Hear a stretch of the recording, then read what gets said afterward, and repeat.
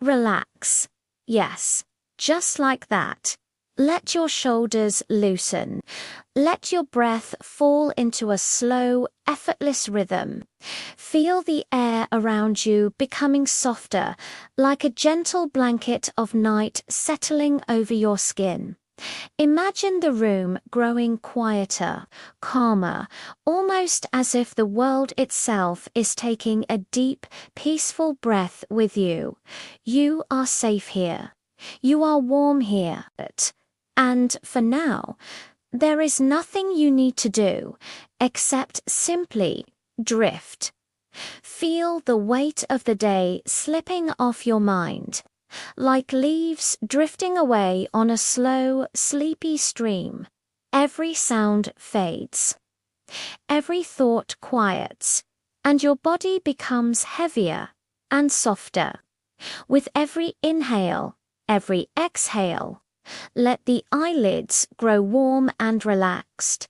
Let your hands soften. Let your jaw loosen. And let each breath carry you deeper into comfort. Good, very good. Now, as you continue to relax, I invite you to imagine a gentle breeze brushing past you. Nothing strong, nothing sharp, just a soft, cool whisper of air floating across your cheeks. Rustling faint leaves somewhere far away, settling the mind like a lullaby made of wind. And as you sink deeper into this feeling, my voice will begin to guide you, like a quiet lantern glowing along a moonlit path. Whenever you're ready, just allow the story to gather around you, like a soft cloak being placed gently over your shoulders. Because our story today begins in a quiet medieval town where the nights were known to be unusually peaceful, almost enchanted in their stillness, and where one humble alchemist created something truly extraordinary, a clock made not of gears and metals, but of drifting feathers and gentle water. Our story begins at the very edge of a medieval town, nestled between rolling fields of silver wheat and a winding river that shimmered under moonlight like a ribbon of polished glass. There, under a roof of clay tiles, warmed by daylight and cooled by starlight, lived a quiet, thoughtful alchemist named Aaron. Aaron's home was unlike the others. While most cottages smelled of bread or burning firewood, his always carried the soft scent of lavender water, crushed petals, and parchment warmed by candle flame. Even from the street, people could hear faint drips of water, gentle clinks of glass, and the mysterious soft fluttering of feathers whenever the air shifted. No one knew exactly what Aaron was making in his workshop, but everyone knew one thing. He was a man who believed time should feel gentle, not rushed, not chased, not feared, and so he created something curious, something beautiful, something no other alchemist had ever attempted. A feather clock. It stood tall in the center of his workshop, nothing like the heavy metal clocks seen in kingly towers. Instead, it was built of a slender wooden frame and a tall glass tube filled with the purest water Aaron could brew. Suspended within that water were small, delicate feathers, snow white, soft as whispers, chosen for how gracefully they fell when water droplets touched them. The medieval world truly did use early water clocks, ingenious devices where droplets marked the passing of hours. But Aaron had taken the idea and turned it into something calming, something dreamlike, a clock that didn't tick, but floated every hour. A drop of water would release from a tiny copper pipe, falling with a soft plink, tapping a feather below, sending it swirling slowly downward through the clear, moonlit water, like time drifting gently through the night. The villagers adored it.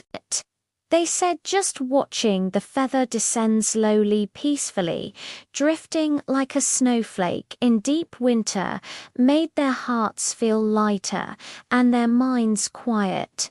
But tonight was special because a soft autumn breeze was blowing in from the hills, carrying scents of apples, sweet hay, and distant wood smoke. And Aaron was working late, putting the final touches on something new. His workshop glowed in warm candlelight. The flame crackled softly, their orange halos making the glass vials shimmer like stars in jars, and Aaron, calm and gentle, worked with steady hands and a peaceful smile. He lifted a feather cream-colored with a soft grey lining and whispered, "Tonight, little one, you will mark the first hour of the harvest moon." He slid the feather into the water tube, and as he did, the entire room seemed to hush, as if the feathers themselves were holding their breath. Outside, the town lay silent. A dog barked once, then settled. A cartwheel creaked somewhere far off.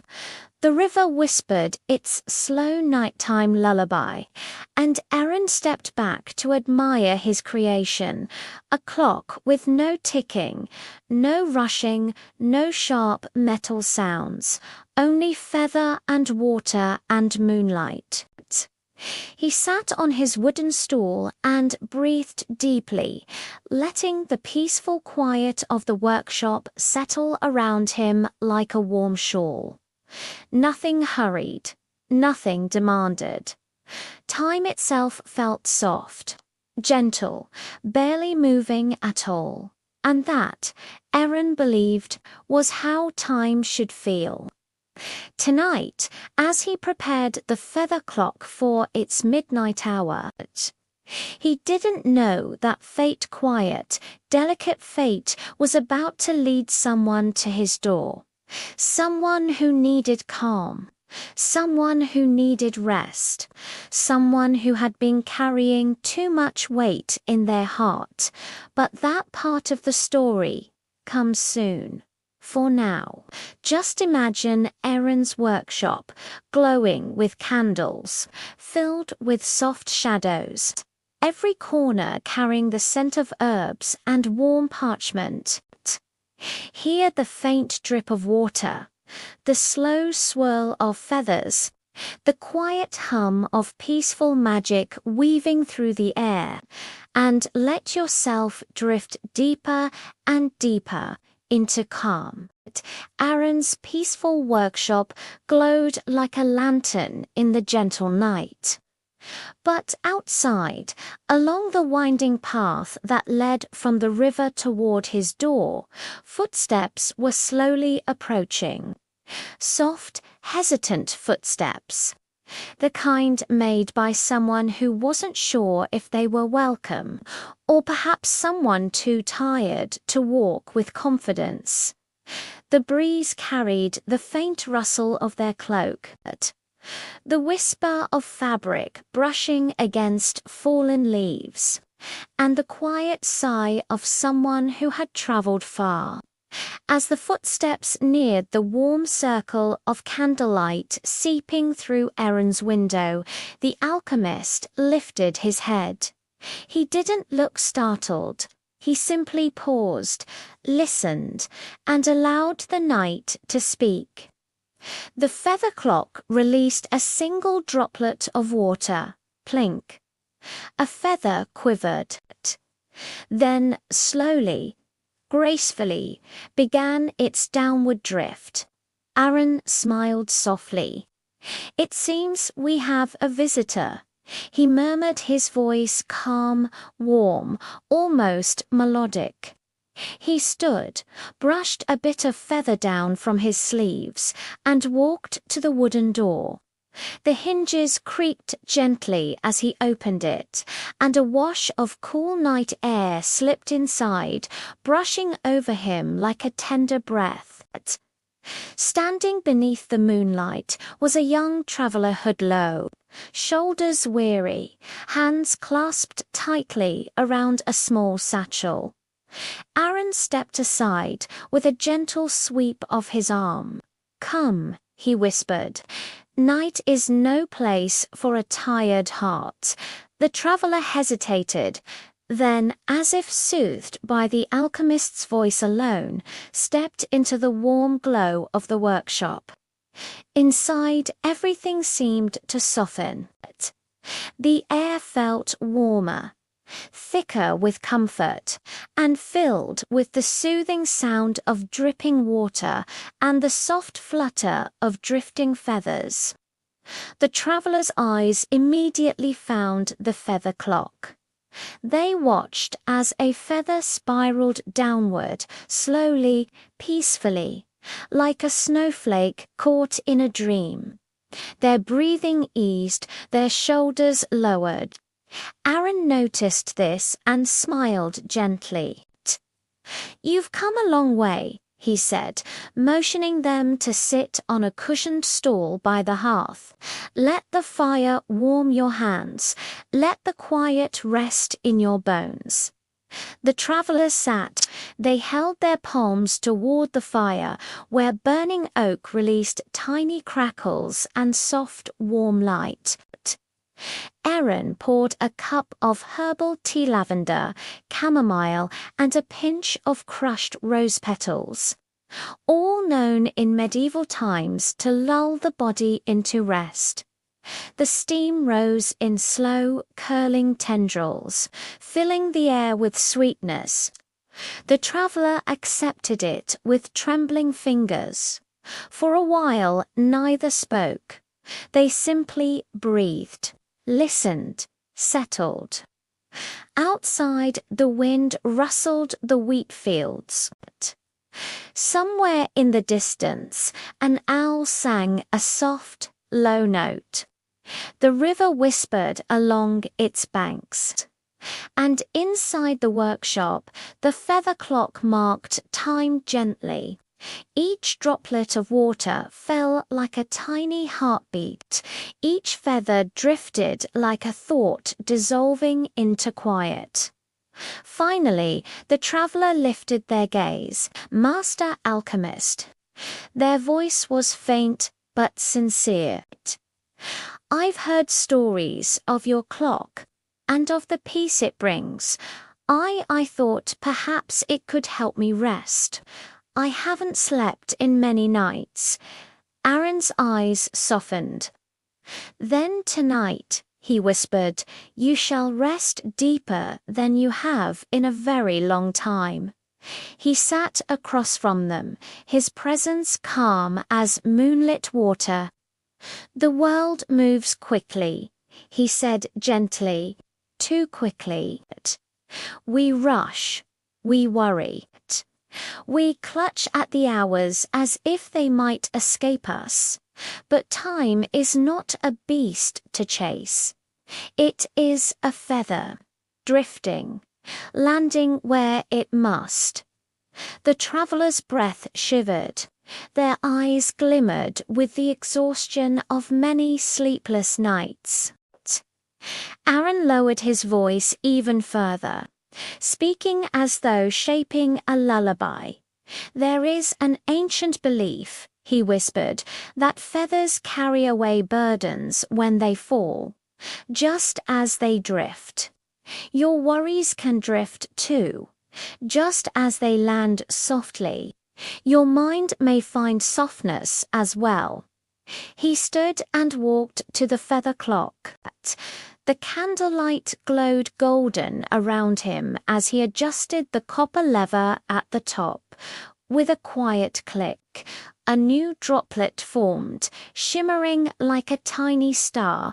It gathered weight slowly, lazily, then fell, plink. The feather beneath trembled, rose slightly, then began its slow descent. Aaron turned his head just enough to speak without disrupting the moment. "Watch it," he murmured. "Let your breath follow its pace." The traveler leaned forward, eyes softening, pupils reflecting the drifting feather like a tiny, floating moon. Every breath Aaron whispered, slower, deeper, gentler, like the feather, drifting, drifting, down. The fire crackled softly. Outside, the wind hushed. The entire room seemed to exhale. The travelers' breathing slowed. Their shoulders slackened. Their eyelids grew heavy.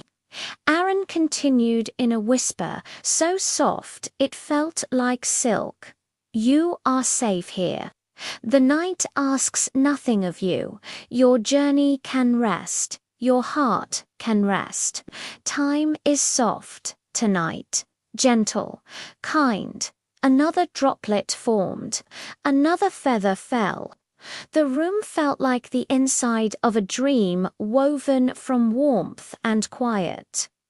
The traveler blinked slowly, then again, slower, longer. Like the closing of a gate leading into sleep, Aaron moved with care-silent steps, soft motions as he placed a wool blanket around their shoulders. "Let the feather clock keep watch," he murmured. "Let your mind drift as easily as the feathers floating, falling, resting." The traveler didn't speak. Their breathing had become steady, smooth, rhythmic.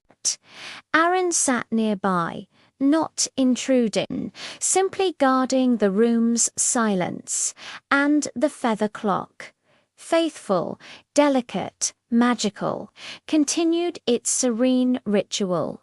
Each droplet, each feather, a soft note in the symphony of sleep. The workshop had become a cradle of stillness.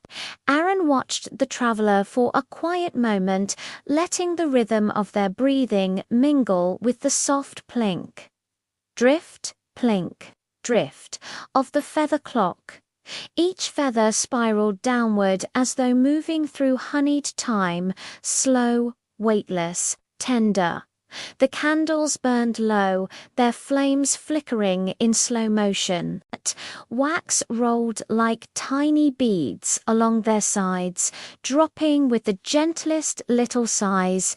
The whole room glowed in warm amber, like a sunset that didn't want to end. Aaron leaned his elbows on his knees and clasped his hands softly, observing the way the shadows danced across the traveler's resting face. Something in the traveler's features looked younger now, relieved, as though sleep had finally found a home in them after wandering for too many nights. The alchemist smiled.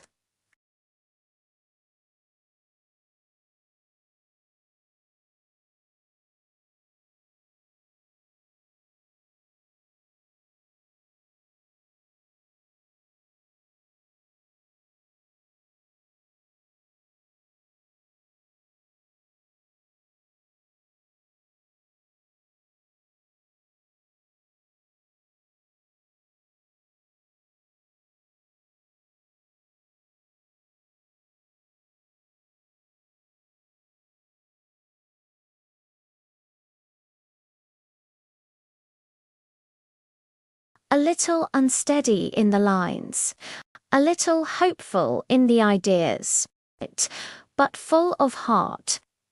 Aaron traced the edges of the sketch with a soft smile. He remembered the moment he had created the very first prototype, a small glass bowl filled with water, a single feather floating atop, and a dropper fashioned from a goosebone to release the water droplets. It had been clumsy then, nothing like the graceful masterpiece standing now in the center of the workshop. But even then, the first feather had drifted so gently, so peacefully, that Aaron knew he had found his purpose. To make time soft, to make the world slow, to ease the minds of those who carried too much.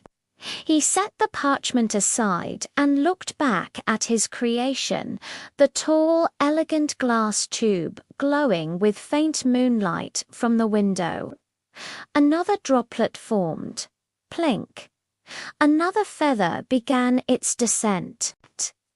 The traveller shifted slightly in their sleep, their breathing deepening as if the fall of each feather carried them further inward, into quieter places, into a softer night.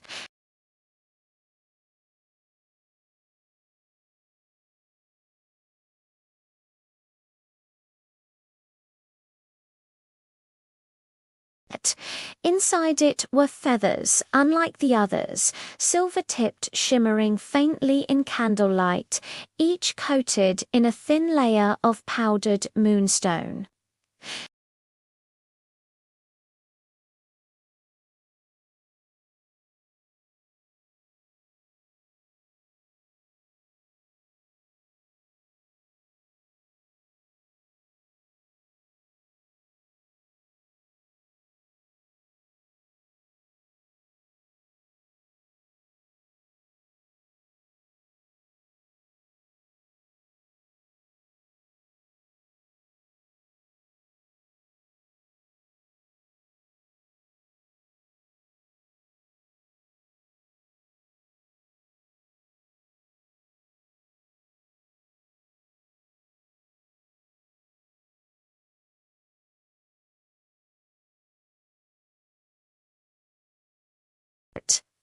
But before he placed it into the feather clock, Aaron paused.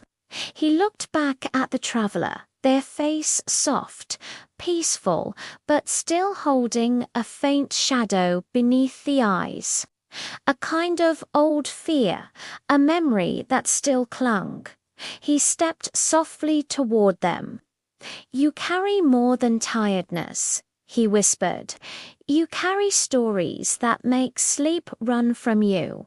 He didn't wake them.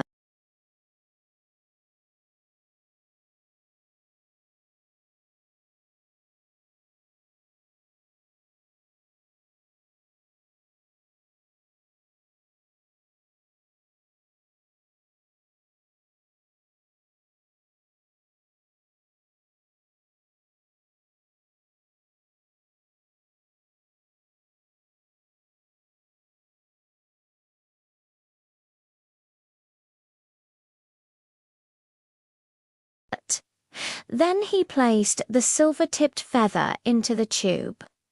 For a moment, the workshop brightened, just slightly, as though the feather carried its own soft moonrise within it.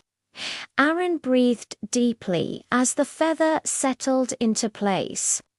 This feather would fall only once, only at the right moment, when the clock sensed the heart in the room needed it most. He stepped back and whispered, "Guide them." But the feather clock seemed to respond, the water inside glowing faintly, the copper pipe humming softly as though adjusting its own rhythm.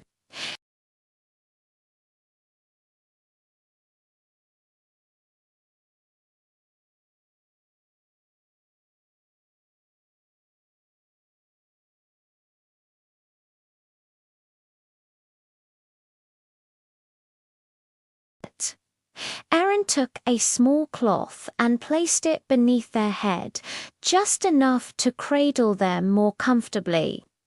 Then he sat in the chair beside them, not watching as a guard, but resting as a companion to the quiet.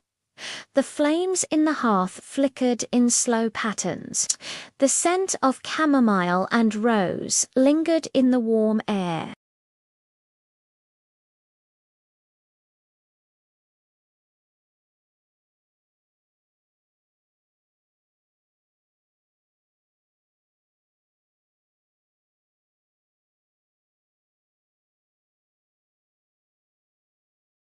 The clock answered with a gentle plink. A new droplet fell, a feather drifted, and somewhere deep inside the traveler, something loosened, something sighed, something began to let go. Aaron closed his eyes, let the back of his head rest against the wooden chair, and breathed with the stillness. In his quiet, steady voice, almost a hum, he whispered, "Sleep now, deeper, softer. Let the world hold you. Let the feathers carry your thoughts away. Let the night wrap around you like warm wool. Tonight, time is yours, and it asks nothing of you." The feather clock glowed faintly. The moon rested in the window like a silver feather itself, and the night, deep and ancient and kind, held them both. The hour slipped onward, though inside Aaron's workshop, time had lost its urgency. It moved instead like drifting mist, soft, unhurried, dissolving into peace. Aaron breathed slowly, the rhythm of the feather clock syncing with his own chest. In, out, the same gentle cadence as the feathers floating downward, one by one, each movement like a lullaby. The traveler, wrapped in the wool blanket, lay curled near the fire, their knees tucked in slightly, their shoulders no longer tight, their fingers resting loosely over their chest. Their breathing was now a slow, soothing rhythm, a soft tide coming and going. Aaron watched over them with eyes full of quiet warmth. He had always believed that alchemy was not simply the transformation of metals, but the transformation of the human heart.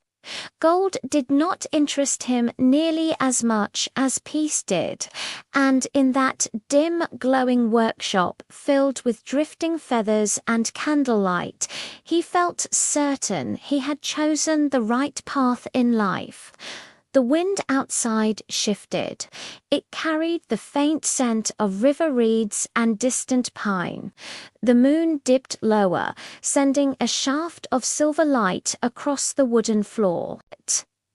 It touched the feather clock first. A shimmer ran through the glass tube, a soft, moonlit echo.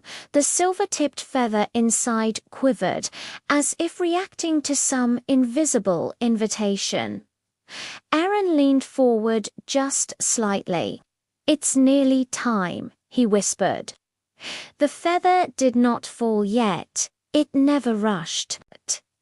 It waited for the perfect stillness, the perfect breath, the perfect moment when the heart needed its quiet magic. And that moment was approaching. Aaron stood and walked to his small window, looking out across the fields. The wheat swayed gently under the moon, each stalk brushing softly against the next, creating a faint, shimmering whisper, like thousands of feathers drifting together. He let the sight enfold him. His shoulders relaxed, his breathing deepened. Night in the countryside was never silent. It was alive with its own quiet music, gentle, slow, comforting. The steady rush of the river, the distant hoot of an owl, the creak of old tree branches bending in the breeze, the rhythmic tapping of the feather clock behind him. All these sounds wove together into a tapestry of calm. Aaron closed his eyes for a moment. Then plink he turned. A new droplet had fallen. A feather drifted down, turning, spiraling, catching glints of candlelight.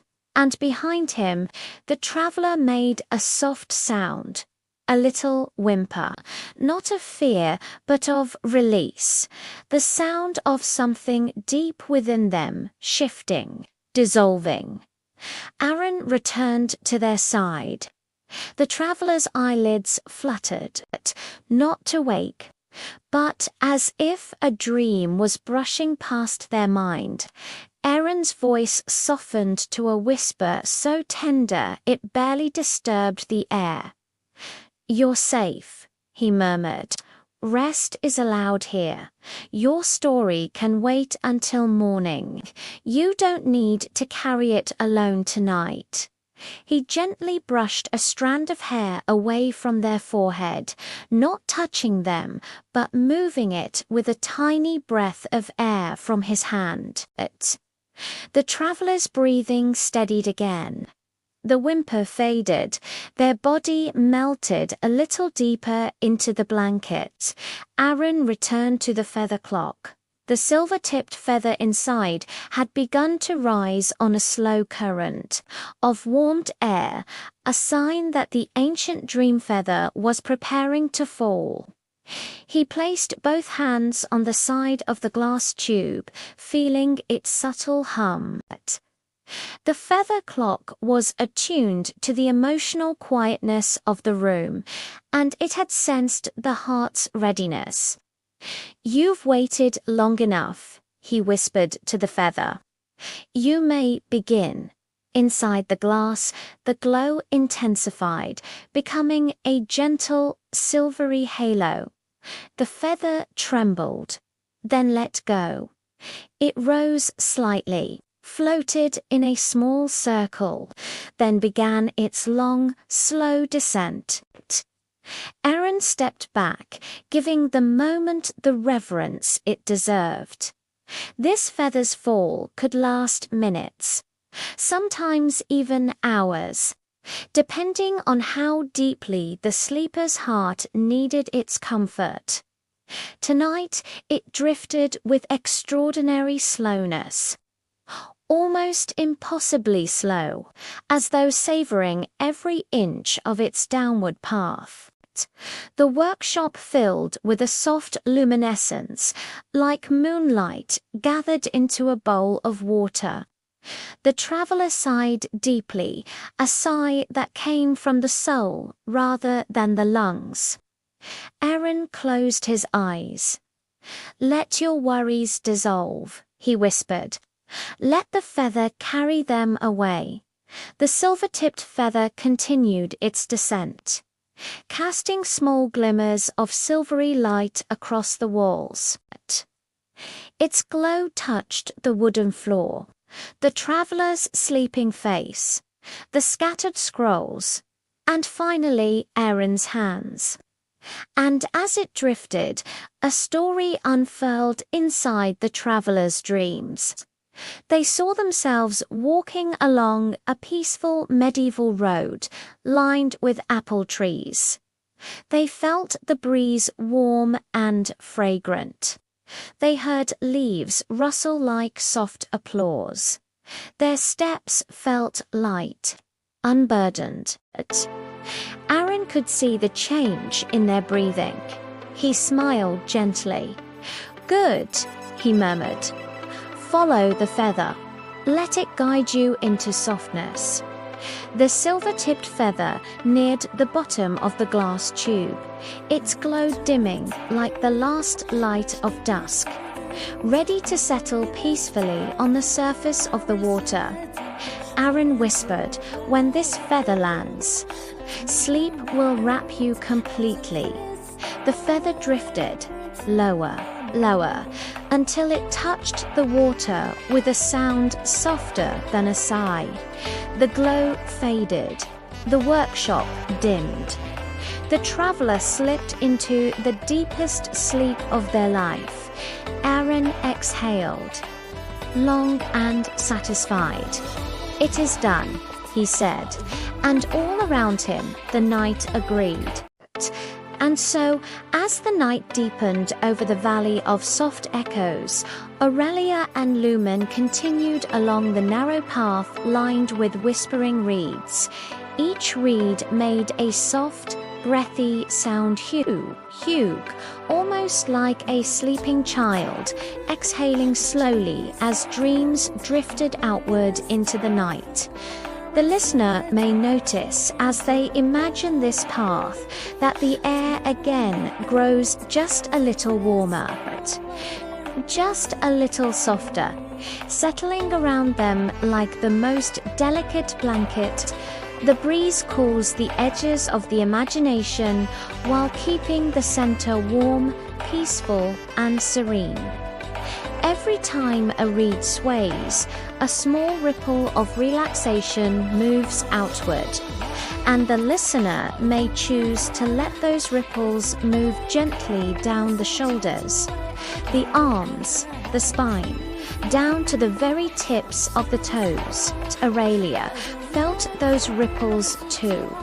She walked with her cloak trailing through the reeds, each stem brushing her fingertips like tiny feathers. Lumen floated beside her, illuminating the path with a sphere of light that pulsed like a slow heartbeat. "Are you tired?" she whispered to the moth. Lumen fluttered once, twice, in a soft figure-eight motion, a sign of contentment. The valley before them began to rise into a slope, and at the top of the hill sat the clockmaker, dwelling in ancient observatory with a domed roof that glittered like the belly of a beetle. Stars seemed to slide across its copper surface, making it appear alive. Aurelia inhaled deeply. The scent here had changed again, and it was warm like roasted chestnuts, mixed with the faintest aroma of parchment and old libraries. A comforting scent, a grounding scent. The kind of scent that makes the mind quieter and quieter. At the door of the observatory, Aurelia paused. The wooden frame hummed, not from wind, not from touch, but from time itself. It pulsed with an invisible rhythm, a quiet thum like the heartbeat of the universe. She lifted her left hand and pressed her palm flat against the door. It opened without a sound. Inside, the room glowed gold. Candles floated in midair above workbenches, each flame bending in slow spirals as if dancing to a rhythm only they could hear. Magnifying lenses hovered and rotated gently. Scrolls unfurled and re-rolled themselves. Hourglasses flipped without hands touching them. Time in this room was not a ruler, but a playful companion. Aurelia came a deep, soothing voice from the shadows. The listener may imagine this voice, if they wish, slow, warm, resonant. A voice like a wooden violin bow moving over its lowest string, calm/steady. Comforting from the golden haze stepped Eldrin, the clockmaker of falling stars. His long silver hair hung like water. His robe was embroidered with constellations that shifted positions depending on where one looked. A chain of pocket watches hung across his torso, each ticking in a slightly different rhythm. "It has been many moons," Eldrin said with a gentle smile. The feather clock is nearly ready for its awakening. Aurelia's breath caught. She reached into her satchel and brought out the rainbow-hushed feather. The moment she unwrapped it, Eldrin inhaled slowly, reverently. The light from the feather shifted in smooth gradients, purple to rose, rose to honey gold, gold to aqua, the colors reflected in his wise eyes. "It sings," he whispered, "Aurelia. It truly sings." She nodded, but the clock, it has begun to drift. Minutes dissolve, hours slip away. I hear the world sighing, Eldrin. Too many hearts are restless. The listener might imagine here that the world, too, sometimes feels out of rhythm, that clocks run fast, that thoughts spiral, that time feels like sand slipping through fingers. Eldrin motioned for Aurelia to follow him deeper into the observatory. The feather clock stood in the center of the chamber. It was far larger than she remembered, its frame woven from the branches of the ancient whisperbloom trees, its gears crafted from opalescent shell, and at its core, suspended in an orb of shimmering stasis, was the space where a single magical feather belonged. But the clock was dim. Its light barely flickered. Its gears turned reluctantly, like a weary traveler taking one slow step at a time. Eldrin stepped closer and exhaled toward the gears. Warm breath, gentle breath. The gears responded by glowing faintly. "Aurelia," he said softly, "place the feather. But first, you must prepare your mind." The clock responds to the emotion of the one who awakens it. She closed her eyes. The listener may close their eyes as well if they wish, or simply soften their gaze.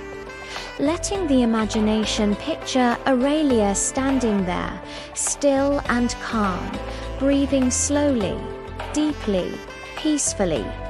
Eldrin guided her voice. Inhale through the nose. Let the breath glide downward, filling the belly, spreading warmth across the ribs. Aurelia followed. The listener may follow too, breathing softer, slower, smoother. "Now exhale," Eldrin whispered. Let the breath release any heaviness from the day. Aurelia exhaled, and perhaps the listener may do the same, letting a little more tension drift away. Again, Eldrin whispered, in and out, like waves rolling over a quiet shore. Breathing with Aurelia, the room grew warmer, calmer. The floating candles lowered, the hourglasses stilled.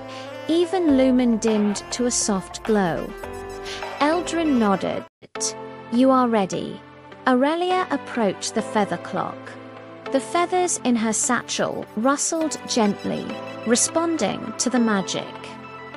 She held the rainbow-hushed feather in both hands and lifted it toward the glowing sphere at the clock's core. As she approached, the sphere warmed. A soft hum enveloped the room, a hum that vibrated through the rafters, through the floorboards, and perhaps through the listener's own imagination. Gentle, soothing, hypnotic. Aurelia whispered, "Let time be soft again." She placed the feather. The moment it touched the core, a sound like 1,000 tiny wind chimes rippled across the observatory. The gears turned with new life, smooth, bright, harmonious.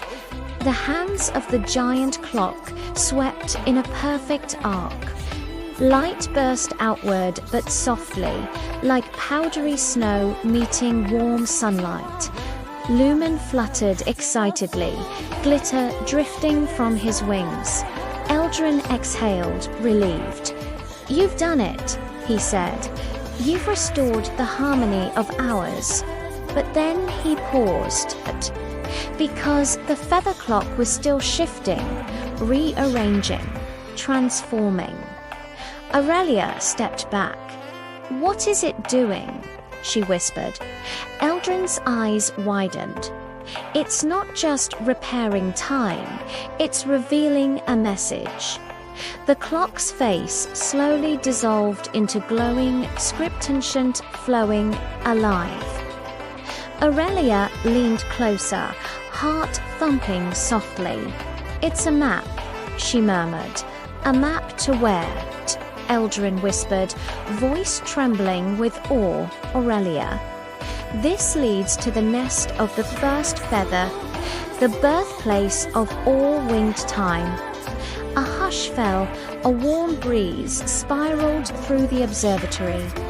Something ancient began to awaken, something that called Aurelia by name.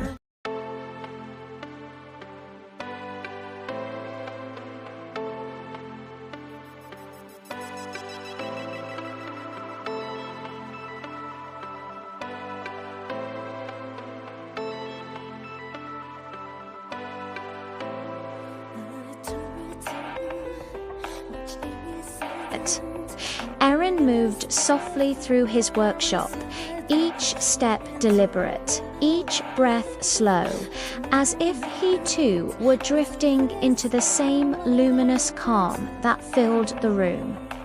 The feather clock now glowed faintly, like a lantern seen through morning fog. The topmost feathers had settled, and the water at the bottom had become perfectly still, a sign that the heart it served was finally resting deeply, safely, without resistance. Aaron bowed his head slightly, giving the ancient instrument the respect it was owed. He turned his attention to the traveler. They were curled beneath the blanket, their breathing slow and full, the kind of breath that pulls sleep from the air like a tide drawing the sea to the shore. Their face had softened into a peaceful expression, the small frown they had worn earlier completely gone. The tension in their shoulders had melted. Their hands lay open, relaxed, palms upward, the natural posture of someone who had fully surrendered to rest. For a long moment, Aaron simply watched them in the quiet glow. "This," he whispered to himself, "is the true work of an alchemist. Not the turning of metal into gold, but the turning of fear into peace, the turning of burden into breath, the turning of restlessness into the warm, floating stillness of sleep." He stepped toward the hearth and knelt down, adding one small log, nothing loud, nothing sharp, nothing that would disturb the room's serenity. The fire responded with a soft shift in its embers, a gentle sound like the purring of some ancient woodland creature. It bathed the workshop in amber light, deep and comforting. Aaron warmed his hands at the hearth for a moment, feeling the heat seep slowly into his skin. His palms tingled. The warmth traveled up his arms, loosening muscles that had labored long through the night. He closed his eyes. Breathe in, breathe out. Breathe in, breathe out. The wind outside rattled the shutters softly, almost politely, as though the night itself was whispering in its own language. Rest, rest. Aaron stood again and crossed the room toward a shelf lined with scrolls. The parchment edges curled with age. Some scrolls were stained with herbs, others marked with soft candle smoke. Many had small feathers tied to them, a sign that they were treatises on the feather clock's history.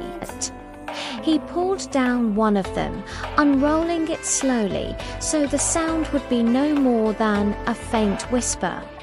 The scroll revealed a long, flowing script written by his grandmother, an alchemist whose hands had shaped feathers long before he was born. Her words were steady, elegant. The heart does not need to be forced to heal, it only needs to be heard. Aaron ran his fingers lightly over the ink. The scroll continued, "A feather falls at the pace the soul can handle, never faster, never slower." He exhaled softly, letting the wisdom wash over him. Behind him, a faint sound rose from the traveler, a tiny shift, a deeper inhalation, the kind that marks the transition from sleep into dreaming. Aaron did not look back immediately. He knew that sound well.